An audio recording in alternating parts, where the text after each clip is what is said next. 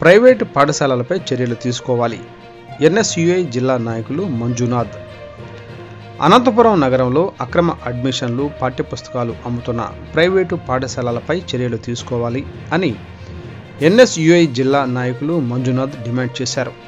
ఈ సందర్భంగా వారు మాట్లాడుతూ ప్రభుత్వ సెలవు దినాల్లో ముందస్తు అడ్మిషన్లు, పాఠ్యపుస్తకాలు అమ్ముతున్న కార్పొరేట్ పాఠశాలలపై విద్యాశాఖ అధికారులు చర్యలు తీసుకోవాలని కోరారు.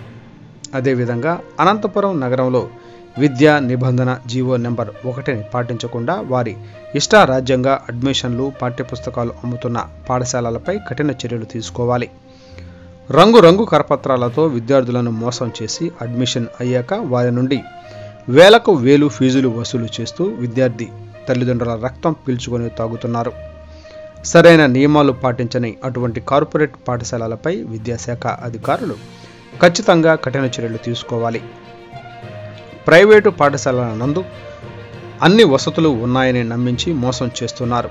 వాటిపైన పాఠశాలల నందు చర్యలు తీసుకోవాలని కోరారు.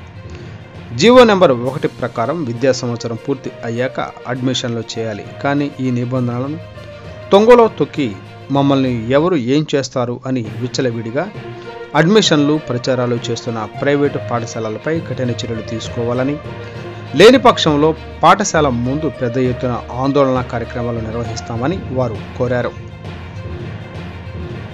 అలా అమ్ముతున్నటువంటి ప్రైవేట్ కళాశాలపై చర్యలు తీసుకోవాలని కోరడం జరిగింది.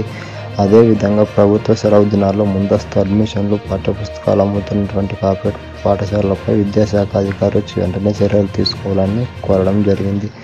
అదేవిధంగా అనంతపురం నగరంలో విద్యా నిబంధనకు జీవో నెంబర్ 1ని పాటించకుండా వారి ఇష్టారాజ్యంగా అడ్మిషన్లు, పాఠ్యపుస్తకాలు అమ్ముతూ పాఠశాలపై కఠిన చర్యలు తీసుకోవాలని, రంగురంగు కరపత్రాలతో విద్యార్థులను మోసం చేసి అడ్మిషన్లు అయ్యాక వారి నుండి వేలాది రూపాయలు వసూలు చేస్తూ విద్యార్థి తల్లిదండ్రుల రక్తం పీల్చుతూ తాగుతున్నారు. సరైన నియామకాలు పాటించని అటువంటి కార్పొరేట్ పాఠశాలపై విద్యాశాఖ అధికారులు చర్యలు తీసుకోవాలని కోరడం జరిగింది.